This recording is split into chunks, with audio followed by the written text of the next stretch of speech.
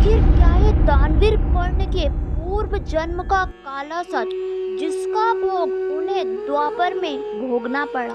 दोस्तों, बहुत ही कम लोग जानते हैं कि दानवीर कर्ण पूर्व जन्म में कौन थे और कर्ण ने कौन से दुष्कर्म किए थे जिनकी सजा उन्हें द्वापर युग में जीवन भर मिलती रही। जहां महाभारत में सूर्यपुत्र कर्ण को एक महान योद्धा बताया गया है।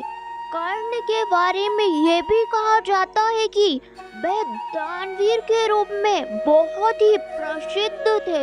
उन्होंने अपने कवच कुंडल भी दान दिए और मृत्यु से पहले अपना सोने का दांत भी दान में दे दिया था। परंतु नियति का खेल था कि उनकी स्वयं की मां ने उन्हें पुत्र मानने से इनकार कर दिया था और जीवन भर अपनी ममता से दूर रखा। कर्ण को अपने जीवन में सूत पुत्र कहे जाने पर भी कई बार अपमानित होना पड़ा।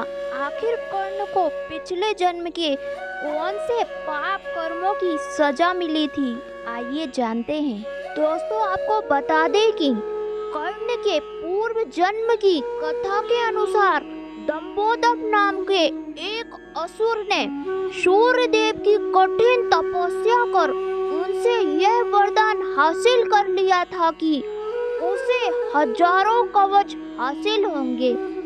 इतना ही नहीं, इन कवचों पर केवल वही व्यक्ति प्रहार कर सकता है जिसने करीब 10,000 साल तक तप किया हो।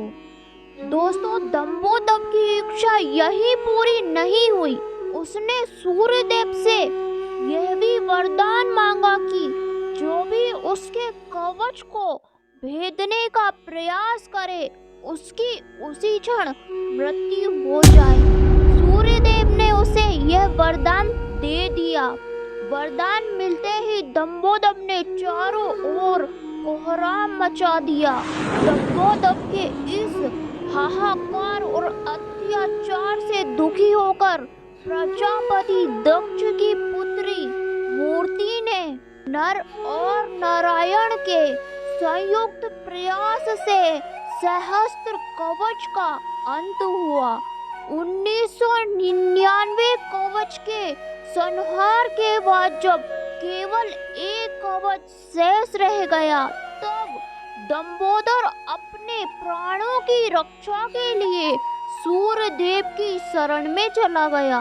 नर और नारायण दोनों सूर्यलोक पहुँचे और सूर्यदेव से असुर को वापस करने की मांग की, लेकिन सूर्यदेव ने दंबोदक का बचाव किया, जिससे नर और नारायण ने रुष्ट होकर सूर्यदेव के साथ साथ दंबोदक को भी श्राप दिया कि अगले जन्म में दोनों को ही अपनी करनी का दंड भोगना पड़ेगा। द्वापर युग में सूर्यदेव के वरदान से ही असुर दंबोदक ने कर्ण के रूप में जन्म लिया।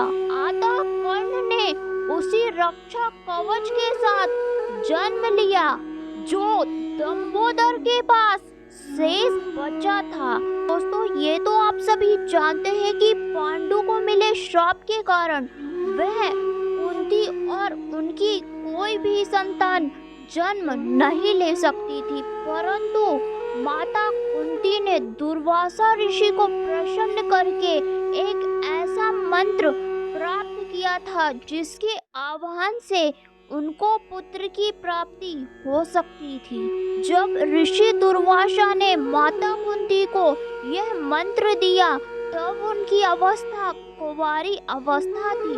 तब उन्होंने इस मंत्र की परीक्षा लेनी चाहिए और सूर्य देव का आह्वान किया।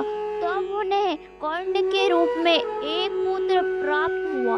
दोस्तों, तब कुंती ने लोग लाज के डर से कि आखिर जब उन्हें पूछा जाएगा कि यह पुत्र कहाँ से आया तो वह क्या कहेंगी, इस डर से उन्होंने कर्ण को एक आस की टोकरी में रखकर नदी में बहा दिया था।